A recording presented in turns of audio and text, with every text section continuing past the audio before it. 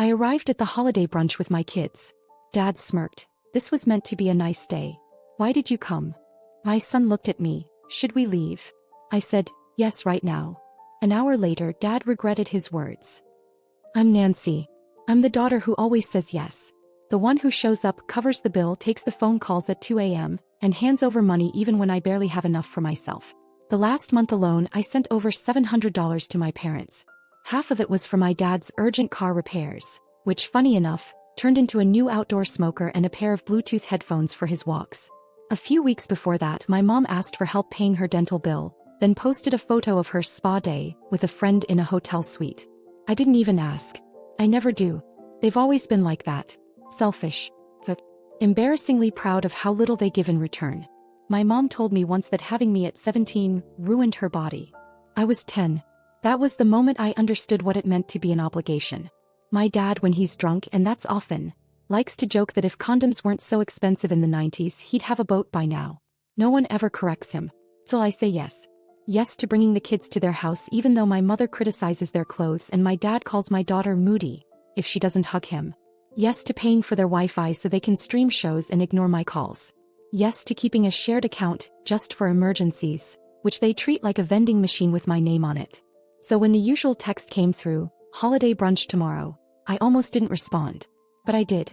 We'll be there. I got the kids up early, dressed them nice, even straightened my daughter's hair and let my son bring his Switch in the car. Picked up a box of pastries on the way. I wore the necklace my mom once liked even though the clasp scratches my neck. When we got there, the door was unlocked. No one greeted us. The TV was blasting some morning game show, my mom folding napkins like they owed her money, my dad already halfway into a drink. I stepped in with a smile that no one looked at. He didn't even wait 2 minutes. My dad looked up and said loud enough for the cousins to hear, "This was meant to be a nice day. Why did you come?" My son glanced at me. "Should we leave?" I said yes. Right now. No drama. No scene. I turned, kids followed, door shut behind us. Pastries still in my hand, untouched. We ended up at a diner 25 minutes away. I let them order pancakes with chocolate chips and soda at 11 in the morning.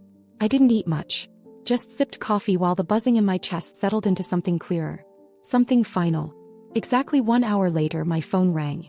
It was him. Not to apologize. Not to ask if the kids were okay. He wanted to know why the shared account suddenly showed a zero balance. I didn't answer. I just stared at the screen until it stopped ringing. Then I opened my banking app, clicked one last button and smiled. The first call I ignored. The second one came 5 minutes later. Then a text. "Call me. What the hell is going on?" I knew what was going on. He finally realized he couldn't use my money like a backup credit card anymore. I'd transferred every last cent from the shared account to mine and submitted a request to close it. I'd been thinking about it for months. I just needed the push. Turns out all it took was one smug sentence from him in front of my kids. At the diner, my daughter asked if we were ever going back there again. I told her probably not. He shrugged. Good. By the time we got home, I had 6 missed calls. 3 from my dad, 1 from my mom, 2 from a cousin who never talks to me unless there's gossip. I set my phone face down and left it there. The kids settled into the living room with a movie, and I went upstairs and opened the old wooden box I kept in my closet. Inside was every receipt, every transfer, every email they sent asking for help. I started printing them out. This wasn't for them. This was for me. A record of all the times I gave when I shouldn't have, of all the ways I tried to earn something that should have come freely. Then came the email. Subject line, "Really? After all we've done for you?" It was from my mom. 5 paragraphs of guilt and 0 accountability. Apparently, I was embarrassing them by storming out in front of everyone. She said I was overreacting and making the kids soft. She ended it with, "You're lucky we even include you anymore." That line lit something in me. I clicked reply, and for once I didn't hold back. I told her how I remembered being 11 and overhearing her tell my aunt that I was never supposed to happen. How she told me to hide my second pregnancy from her friends because she didn't want people thinking I was irresponsible. How she let my dad call me lazy and useless after I got laid off even when I was still paying their phone bill. I wrote and hit send before I could talk myself out of it. 20 minutes later, my dad called again. I picked up this time. He didn't even say hello. Just started in with how I embarrassed him, how everyone at brunch thought I was being dramatic. He told me I better fix the account before bills bounced. I said no. He went quiet. I reminded him that he once said I'd never amount to anything because I got pregnant at 19. That when I graduated community college with honors, he didn't show up because he said it wasn't a real school. I told him I was done letting people who don't respect me live off me. Then I hung up. My hands were shaking, but it felt right. Downstairs my aunt called. The one who always watched from the sidelines. She said she heard what happened and wanted me to know she was proud of me.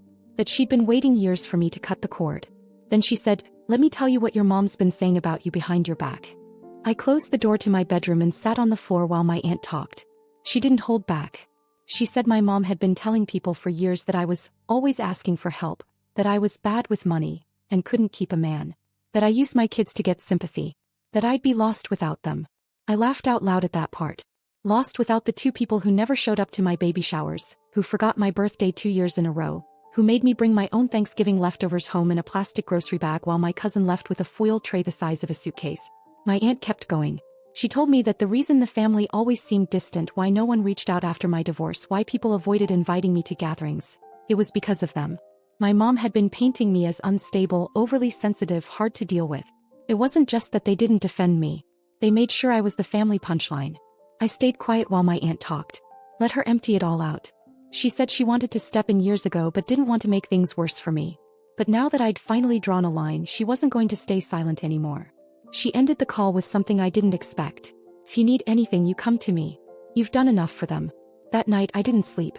I couldn't stop replaying the moments I used to defend them. When my friends asked why I still talked to them, I always had some excuse. They had a rough life. They don't know better. They mean well. None of that was true. I went back through my emails, printed out more receipts. The list was longer than I thought. I wrote dates and reasons next to every transfer.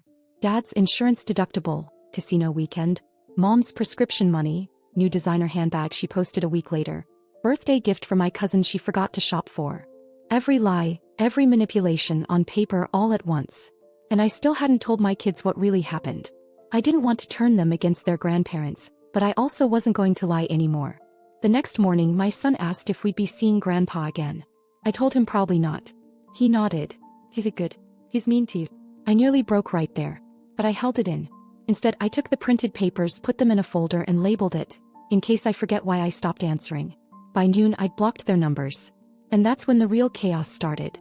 By the time I blocked their numbers I felt something close to relief. But peace doesn't last long when you're dealing with people who don't believe they can lose you. It started with a knock on my door 2 days later. I wasn't expecting anyone. I looked through the peephole and saw my cousin Mark standing there with a bag from the bakery we always went to as kids. I hesitated, then opened it. He didn't say hi. Just handed me the bag and said, "You should read the card." Inside was a note in my mom's handwriting. She didn't sign it. Just wrote, "This is what happens when you turn your back on your family.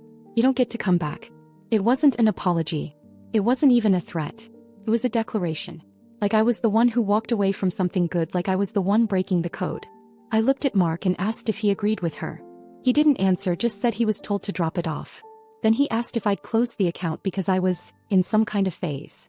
Like I was acting out. I didn't argue.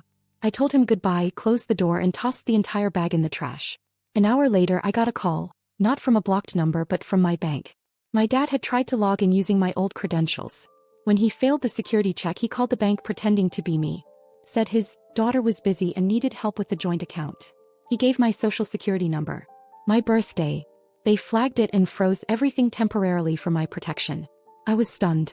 I hadn't expected him to go that far. Then I remembered. I'd sent him a photo of my license years ago when he needed my ID for a notarized form. He'd kept it. The betrayal had layers I hadn't even reached yet. I went to the bank in person, explained everything, showed the folder of printed evidence. The woman helping me blinked a few times and said quietly, "You should think about getting legal protection." I didn't want to believe it was that serious. Then I got the email. From an address I didn't recognize, but the writing was unmistakable. My dad again. He said I'd made a fool of the family. That people were asking questions, and I better start clearing up the lies. That if I didn't fix this, he'd tell the rest of the family what kind of mother I really was. That line got to me. Not because it scared me, but because it was stupid. My kids were the only people whose opinion I cared about. And they knew who I was. They saw me exhausted, working 2 jobs, making boxed mac and cheese stretch for 2 days, putting every dollar toward rent, food, their clothes. They knew I was trying. But it still stung. The way they twisted things so easily. The next day my aunt showed up at my house with a manila envelope. She said, "I think it's time you see something." Inside were printouts, screenshots, photos, text messages my mom had sent to various family members over the years. Screenshots of her mocking my job, telling people I chose to be broke, joking that I was addicted to being the victim. Even a message where she implied I might not know who my son's real father was. My hands went cold. Then I saw the last photo. It was a picture of my dad smiling with a check in his hand. A check I had written to cover their mortgage 2 years ago. Caption said, "When you raise a sucker but it finally pays off." That was the moment something in me broke for good. I sat on the edge of the couch holding that photo like it was a piece of rotting meat. My aunt didn't say anything. She just sat beside me, arms crossed, waiting for me to speak. But I couldn't. Not yet. That photo of my dad grinning with the check was burned into my brain. I remembered the exact day I gave it to him. It was winter. The heater in my apartment had broken and I'd been layering socks on my kids' feet at night. But when he called and said the bank was about to foreclose, I didn't even hesitate. I wired the money, went to sleep in a freezing apartment and told myself that's just what you do for family. That check had almost cleaned out my savings. He'd called me his little lifesaver that day. Told me I had a good heart. Meanwhile, he was sending photos to his friends calling me a sucker. I looked up at my aunt and asked why she had all this now. She said another cousin had come forward. Someone who'd been on the family group chat I wasn't even in. Apparently, my mom and dad had been talking behind my back for years. Making jokes, spinning lies, turning people against me. But now that I'd finally cut them off, cracks were showing. People were starting to ask questions. And one of them had sent the proof to my aunt, who'd finally had enough. She said, "You need to protect yourself. I think they're not done." I didn't know what she meant until that night. I got an email from the local police department. A fraud report had been filed against me. My dad claimed I'd stolen from him. Said I'd cleaned out his account without permission and refused to give it back. Attached were forged screenshots. Sloppy ones, but enough to get someone's attention. It was clear now. He wasn't just mad. He was trying to ruin me. I drove straight to the police station the next morning. Brought every document, every receipt, every message, and the full timeline of what really happened. The officer I met with raised an eyebrow halfway through and asked, "Do you want to file a restraining order?" I said yes. It felt strange asking the law to protect me from my own father. But it felt necessary. Later that afternoon, my kids came into the room while I was on hold with the county clerk. My daughter sat beside me and asked why Grandpa was trying to hurt us. I didn't know how to answer. But before I could even try, my son said, "He's just mad you're not giving him money anymore." It was jarring hearing it so clearly from a 10-year-old. But he was right. That's all it ever was. As long as I kept paying, I was useful. The second I stopped, I became the villain. That night, I blocked 5 more numbers. 2 cousins, one of my mom's old friends, someone I didn't even recognize. The smear campaign was clearly on a full sprint. But I didn't care anymore. I'd seen everything I needed. Then, just as I thought the worst was over, I got a message from someone I hadn't spoken to in almost a decade. My brother. I hadn't heard from my brother in nearly 10 years. He moved out at 17 and never looked back. I used to call him selfish for disappearing. Now I realized he'd just been the first one to save himself. The message came through on Facebook. All it said was, "I heard what they did. I'm sorry it took this long. I believe you." I stared at that line for a long time. I didn't even know he followed what was going on. I barely remembered what his voice sounded like. We messaged back and forth a little. He told me that everything I was discovering now he saw years ago. That's why he left. He said the only reason he hadn't reached out sooner was because our dad told him I wanted nothing to do with him. That I blamed him for abandoning the family. A complete lie. He said they're experts at turning people against each other. They tried it with me too. The pain hit differently now. Not just for what they did to me, but for how many years they stole from us both by keeping us apart. For how they poisoned every relationship that didn't serve them. That night I added him to my phone again. Saved as Jason. Not brother, not maybe. Just Jason. And then I did what I should have done years ago. Posted. I didn't go into details. I didn't name names. But I wrote the truth. That I would no longer be supporting people who disrespected me. That financial abuse is real even when it's family. That loyalty without respect is slavery in disguise. And that I wasn't going to shrink anymore to make selfish people comfortable. The response was immediate. Some people unfollowed me. A few messaged me privately with nasty comments. People clearly sent by my parents to stir the pot. But far more reached out with support. Some even shared their own stories. It was like opening a window and realizing the house wasn't empty after all. My aunt called me again, said she saw the post and she was proud. Then my daughter walked into the room holding her sketchbook. She flipped to a page she'd drawn while I was on the phone. It was a picture of her, her brother, and me sitting at the diner. Pancakes on the table. All of us smiling. She said, "I like it when it's just us." That's when I knew this wasn't a breakdown. It was a rebuild. That night, I sat with my kids on the couch, turned off my phone for the first time in weeks, and promised them, out loud, that I would never again let anyone treat us like we were disposable. Not even family. Especially not family. And I kept that promise. The account stayed closed. The number stayed blocked. And my dad, for the first time in his life, learned what it felt like to ask and hear the word no. From now on, he'd have to get used to the silence.